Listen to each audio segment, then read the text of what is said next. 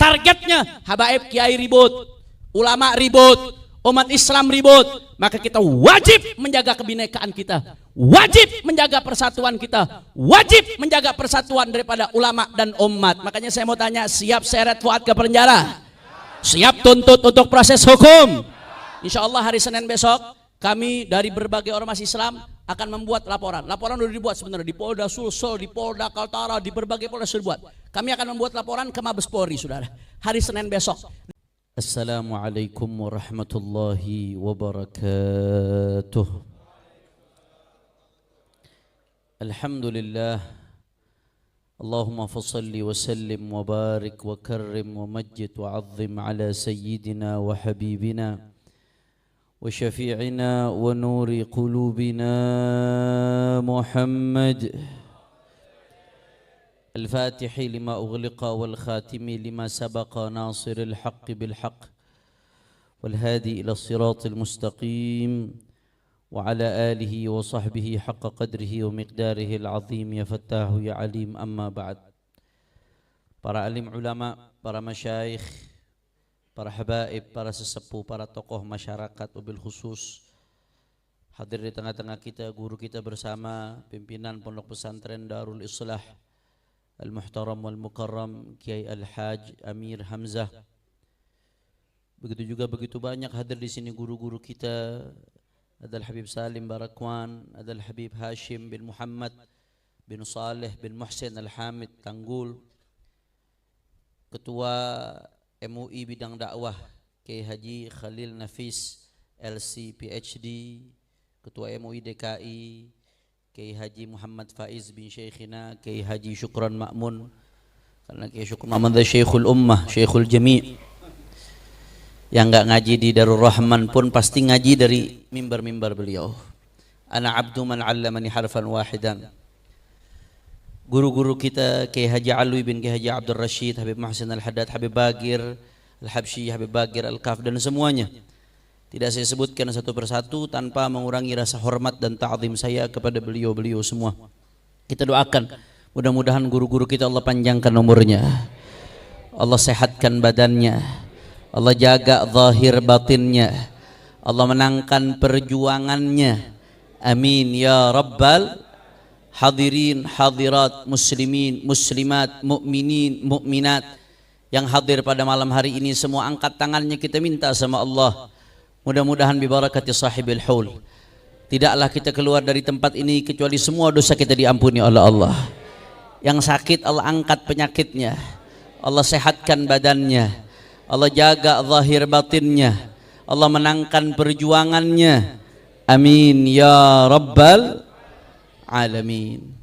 Alhamdulillah, guru kita Habib Hud bin Muhammad Al-Bagir Al-Attas, mudah-mudahan panjang umur, sehat wal afiat. Fadhal Habib.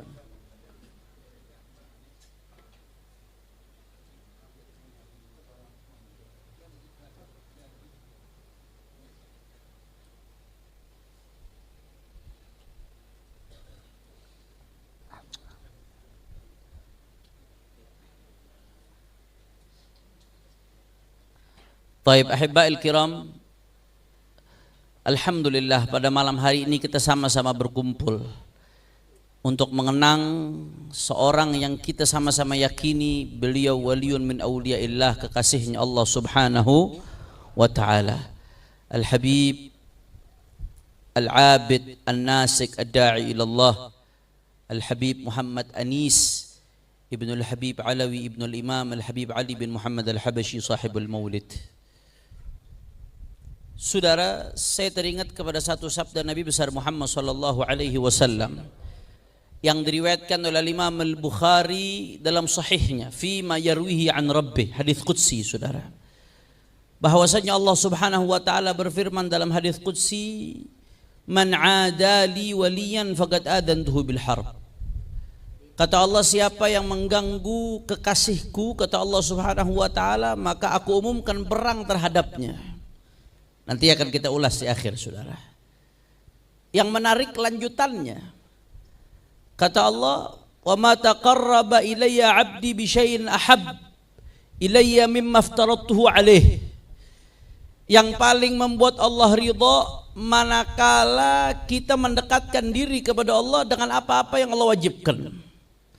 Jadi Allah paling senang kalau hambanya menjalankan perintah Allah, menjauhi larangan Allah. Itu yang Allah mahabbah dari hambanya. Ada lanjutannya saudara, maqam yang lebih tinggi lagi yaitu maqamul mahbub. Wala yazal 'abdi yataqarrab ilayya bin nawafil hatta uhibbah. Kata Allah Subhanahu wa taala, senantiasa hambaku mendekatkan diri denganku dengan melakukan nafilah. Apa-apa sunnahnya Rasulullah sallallahu alaihi wasallam dijalankan. Hatta uhibbah, maka kalau sudah istiqamah menjalankan sunnahnya Nabi, dia mendapatkan maqam mahabbah, dicintai oleh Allah Subhanahu wa taala. Mudah-mudahan kita semua yang ada di sini dapat rezeki maqam ini. Kalau sudah jadi mahbub, hamba yang dicintai oleh Allah Subhanahu wa taala, maka apa yang terjadi? Dilanjutkan hadisnya, kuntu sam'ahu alladhi yasma'u bih.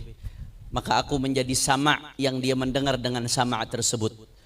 Wa basaruhu alladhi yubsiru bih, menjadi basar yang dia melihat dengan basar tersebut. Wa yadahu allati yabtishu biha, menjadi yad yang dia yabtish dengan yad tersebut. Nanti akan saya uraikan. Dan dia menjadi rijil yamshi biha, wala in ista'adha bi la'u'idanna, wala in sa'alani la'u'tiyanna. Kata Allah, kalau dia minta kepadaku, aku akan berikan. Kalau dia memohon perlindungan dariku, aku akan berikan perlindungan, kata Allah Subhanahu wa taala. Inilah maqam kedudukan kekasih-kekasihnya Allah Subhanahu wa taala. Mungkin kita bertanya-tanya saudara, apa maksudnya hadis ini? Kata Allah, kalau sudah hamba dicintai oleh Allah, aku menjadi sama'nya, aku menjadi basarnya ila akhiril hadis. Apa maksudnya? Karena kalau dipahami secara zahir bahaya ini hadis saudara. Bisa mengarah kepada tasybih. Lantas apa maksudnya? Enggak mungkin kita nusyabbihullah bil makhluk, menyerupakan Allah dengan makhluk, atau nujassim, menjasmanikan Allah Subhanahu wa taala. Maka kata ulama ini hadis harus ditakwil karena di dalamnya mengandung majaz. Al-Imam Ibnu Hajar Al-Asqalani dalam Fathul Bari menjelaskan ada beberapa penjelasan ulama tentang makna hadis ini saudara. Di antaranya kata Imam Ibnu Hajar Al-Asqalani, maksudnya kuntu sam'ahu alladhi yasma'u bih ay kuntu masmu'ahu, wa kuntu basarahu ay kuntu mubsarahu, fala yaltadhu sam'uhu illa bidhikri, wa la yaltadhu basaruhu illa biru'yat ayati. Maksudnya daripada hadis ini, kuntu sam'ahu ay aku menjadi hal yang paling senang dia dengar. Makanya kekasih Allah yang mereka senang dengar ayat-ayat Allah. Yang mereka senang dengar nama baginda Nabi besar Muhammad sallallahu alaihi wasallam. Kata Imam Ibnu Hajar Al-Asqalani, ada lagi ulama yang memaknai maksudnya di sini kuntu sam'ahu ay la yataharrak illa bi wali. Dia tidak mendengar, tidak melihat, tidak memandang kecuali dengan Allah. Dia sadari itu dan semata-mata semuanya untuk Allah Subhanahu wa taala. Ada lagi saudara, kata Imam Ibnu Hajar Al-Asqalani, di antara makna hadis ini maksudnya kinayah an nusratillah wa ta'yidih. Ini maknanya kinayah, seseorang kekasih Allah itu selalu mendapatkan pertolongan Allah, selalu mendapat sokongan dari Allah Subhanahu wa taala. Makanya dia bisa mendengar banyak wali Allah apa yang kita nggak dengar saudara. Dia bisa melihat apa yang kita nggak lihat. Dia bisa menjangkau apa yang kita nggak jangkau. Kenapa? Karena mendapatkan pertolongan Allah Subhanahu. Makanya jangan heran, para aulia Allah Subhanahu wa taala Allah muliakan dengan sesuatu yang namanya karamah. Namanya apa? Amrun khariqun lil adah yadharu ala yadi waliyin lillah karamatan lahu. Karamah itu sesuatu yang luar biasa, yang di luar daripada kebiasaan manusia, yang memang Allah berikan kepada kekasih-kekasihnya. Itu terjadi saudara. Karamah wali yang paling besar bukan terbang, bukan jalan di atas air, keistiqamahannya adzam karamah. Istiqamah dalam ibadahnya, dalam dakwahnya, dalam amar ma'ruf nahi munkarnya, dalam memberikan manfaat kepada umat. Ini karamah yang paling besar saudara. Tapi nggak menafikan ada karamah-karamah yang sifatnya hal-hal yang ajaib yang nampak di tengah masyarakat, di tengah umat, ada saudara. Karena bukan soal si walinya, kalau ngelihat walinya manusia sama dengan manusia lain. Tapi siapa yang memberikan karamah tersebut? Allah Subhanahu wa ta'ala. Makanya Ahlus Sunnah wal Jamaah mengatakan dalam Jawharatul Tauhid, wa athbitan lil awliya karamah faman nafaha fanbidan kalamah. Dalam Jawharatul Tauhid disebutkan, yakinilah bahwasanya wali itu punya karamah. Siapa yang menafikan karamah wali, buang jauh-jauh omongannya. Itu Ahlus Sunnah wal Jamaah, keyakinan saudara. Di dalam Zubat disebutkan, wal auliya dzau karamatin rutab wa man tahaw li waladin bighairi ab. Yang namanya wali itu karamatnya bertingkat-tingkat. Itu Allah berikan kepada kekasih-kekasihnya, saudara. Ada, itu terjadi. Makanya kadang-kadang saya sedih, mohon maaf ya Allah, belakangan ini saya lihat luar biasa. Di media sosial karamah wali dihina-hina, direndahkan, dicaci maki. Hati-hati saudara. Keyakinan yang meyakini karamah itu enggak terjadi, itu adalah keyakinan Mu'tazilah. Di antara ciri-ciri Ahlus Sunnati wal Jamaah tasdiq bi karamatil auliya. Yakin percaya dengan karamahnya wali-walinya Allah Subhanahu. Dalilnya dari Al-Qur'an. Ada di Al-Quran hamba-hamba Allah yang bukan Nabi. Kalau Nabi jangan kaget, emang ada mukjizat. Tapi ada hamba-hamba Allah bukan Nabi, tapi Allah berikan sesuatu yang ajaib, yang dahsyat, kharik lil adah. Contoh Ashabul Kahfi, walabithu fi kahfihim 300 sinina wazdadu tis'a. 300 tahun. Kalau dalam tafsir Jalalain 300 tahun itu kalau pakai Masehi. Kalau pakai Syamsiyah, kalau pakai Qamariyah, wazdadu tis'a, nambah 9 tahun. Karena setiap 100 tahun kurang lebih 3 tahun selisihnya saudara. 309 tahun kalau pakai Qamariyah. Kalau pakai Syamsiyah 300 tahun. Mereka tertidur di dalam goa. Begitu bangun dalam keadaan sehat walafiat, seger buger, seolah-olah berasa cuma tidur setengah hari. Saya mau tanya, kira-kira nih ajaib apa kagak nih? Lemes-lemes bener jawabannya. Ajaib apa kagak? Ajaib apa kagak? Secara hitung-hitungan akal manusia nggak bisa saudara. Jangankan 300 tahun ente tidur coba 12 jam. Ini banyak nih bulan puasa kemarin yang habis subuh tidur bangun-bangun mau maghrib, belajar mati saudara. Kira-kira tidur kalau kelamaan bangun pusing apa kagak? Kalau kata orang Betawi salah bantal kayak. Orang dirawat di rumah sakit, mohon maaf, koma, nasallallahu al-afiyah. Itu kalau udah beberapa hari mesti masuk makanan. Gak bisa kalau gak masuk makanan saudara.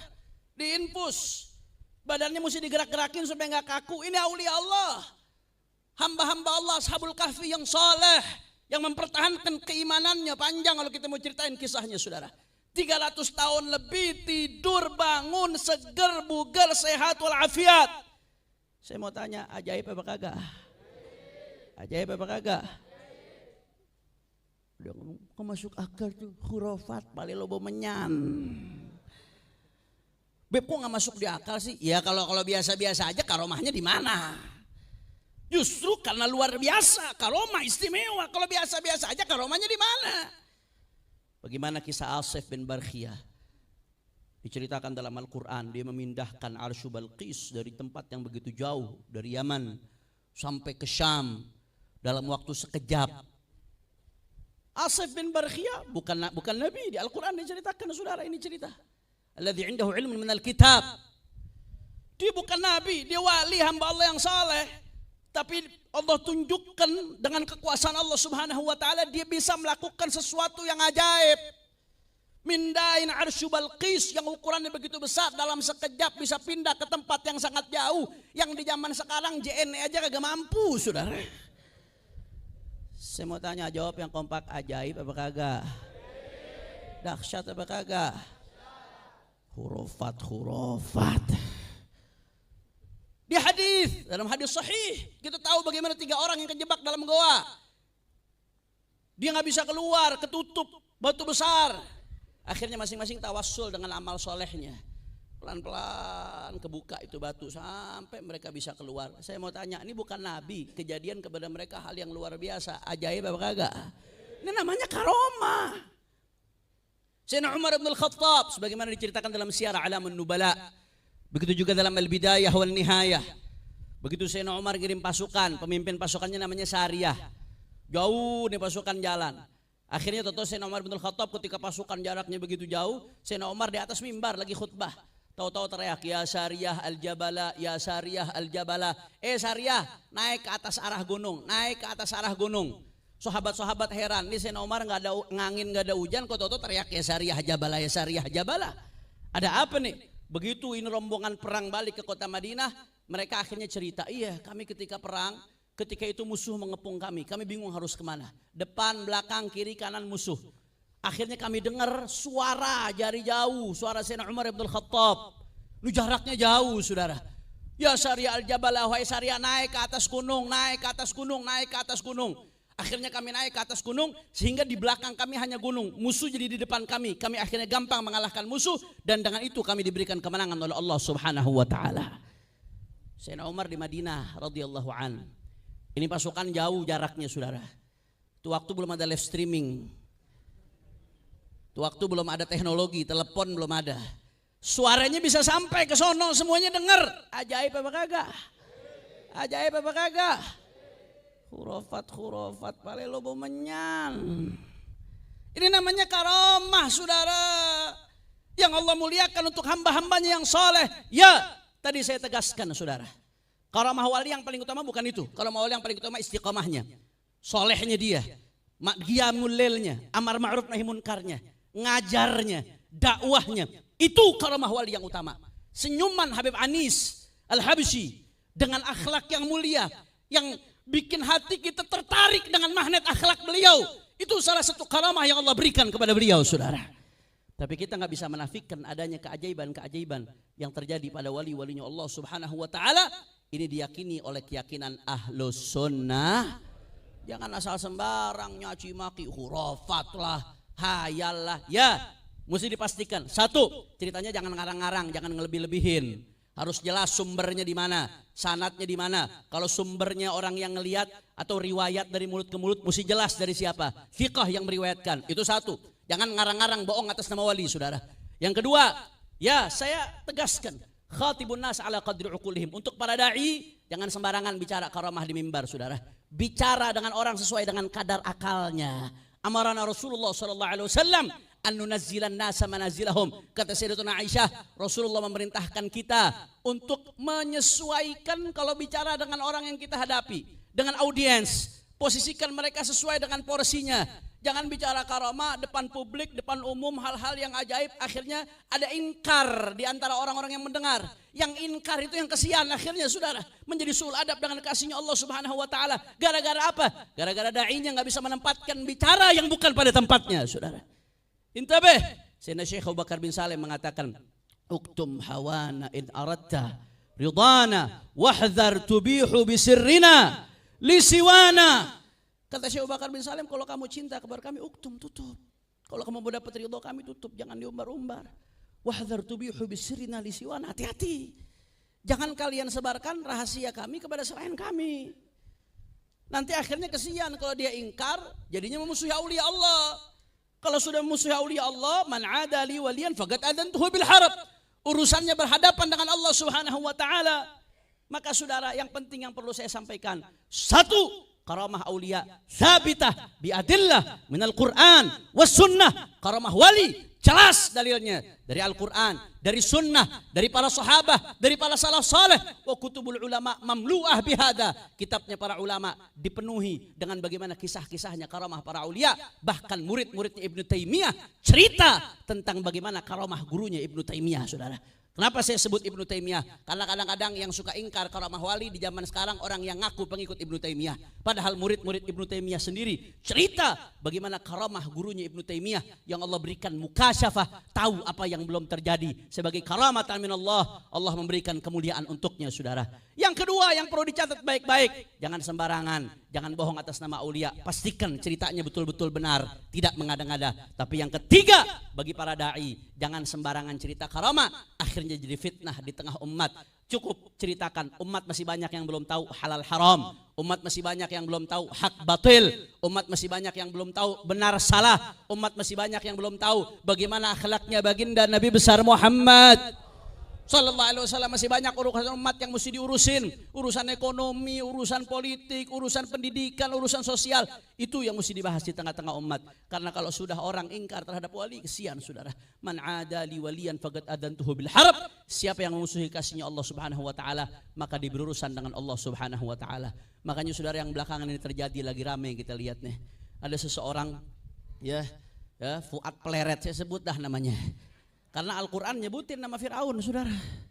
Al-Quran tuh nyebutin nama Fir'aun, nama Haman, disebutin nama Al-Quran. Kadang-kadang yang begini mesti disebutin, layak fa. Dia hina Al-Habib Idrus bin Salim Al-Jufri. Anda tahu siapa Habib Idrus bin Salim Al-Jufri, saudara? Saya kemarin ke Palu. Habib Idrus bin Salim Al-Jufri, Allah kasih karamahnya apa?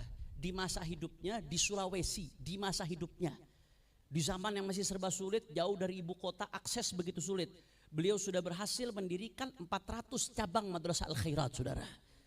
Itu dari tahun 30-an sampai tahun 60-an. 400 cabang Al-Khairat di masa hidupnya, saudara. Yang mendidik umat begitu dahsyat, luar biasa. Sekarang Al-Khairat berkembang, cabangnya lebih dari 1.700 cabang di Indonesia Timur dan sekitarnya. Bukan cabang alumni mendirikan pakai nama sendiri, bukan. Cabang dengan nama Al-Khairat, resmi, saudara. 1.700 cabang lagi di pelosok-pelosok Sulawesi, di pelosok Maluku, di pelosok-pelosok Kalimantan. Sampai saya ke Papua, saya ketemu alumni-alumni Al-Khairat, saudara. Luar biasa jasa beliau. Saking besarnya jasa beliau. Sampai-sampai nama bandara di Palu dikasih nama bandara Mutiara Sis Al-Jufri. Mutiara Sayyid Idrus Salim Al-Jufri. Azim, saudara, azim, luar biasa. Makanya ini orang menghina Habib Idrus nggak bakal hina karena dihina oleh beliau. Wallah, beliau udah dimuliakan oleh Allah dengan keistiqamahannya, dengan al-khairatnya, karya hidup yang bersaksi atas kehebatan, kedahsyatan beliau, saudara. Tapi justru orang yang menghinakan beliau, musuhi beliau, sedang memusuhi kekasihnya Allah Subhanahu wa taala. Faqad adantuhu bil harb. Kata Allah, berhadapan dengan Allah Subhanahu wa taala. Dan ini ujian buat kita, saudara, ujian buat kita pecinta.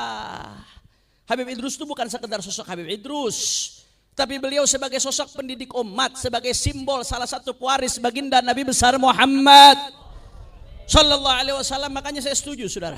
Saya setuju apa yang disampaikan oleh Kiai Haji Khalil Nafis dalam tweetnya.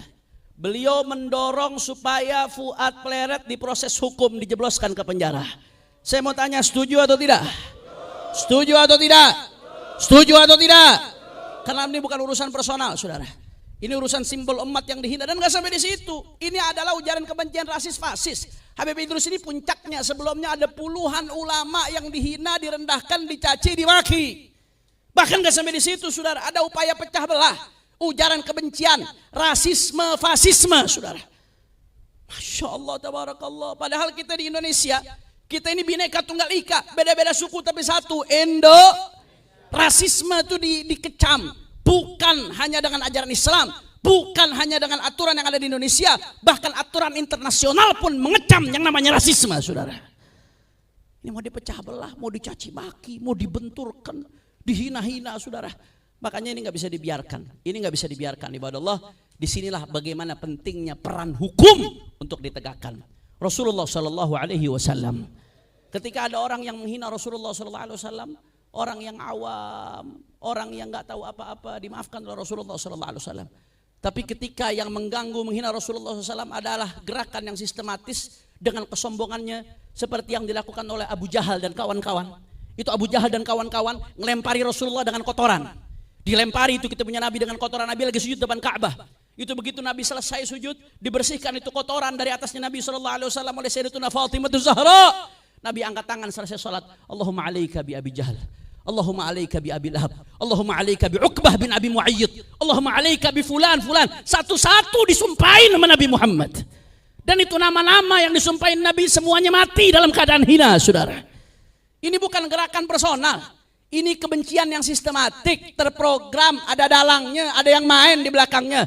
Targetnya habaib kiai ribut, ulama ribut, umat Islam ribut. Maka kita wajib menjaga kebinekaan kita, wajib menjaga persatuan kita, wajib menjaga persatuan daripada ulama dan umat. Makanya saya mau tanya, siap seret Fuad ke penjara? Siap tuntut untuk proses hukum? Insya Allah hari Senin besok kami dari berbagai ormas Islam akan membuat laporan. Laporan sudah dibuat sebenarnya di Polda Sulsel, di Polda Kaltara, di berbagai Polda sudah dibuat. Kami akan membuat laporan ke Mabes Polri, saudara, hari Senin besok. Dan insya Allah kita akan rame-rame nganterin pelapornya supaya ini Fuad segera dijebloskan ke penjara. Setuju? Setuju? Siap jaga persatuan? Siap jaga kesatuan? Siap jaga para kekasih Allah? Semua angkat tangannya, takbir! Takbir! Takbir! Sallu ala Nabi. Ini saja yang saya sampaikan. Mudah-mudahan yang sedikit ini bisa bermanfaat. Mudah-mudahan kita dapat keberkahan sahibul haul.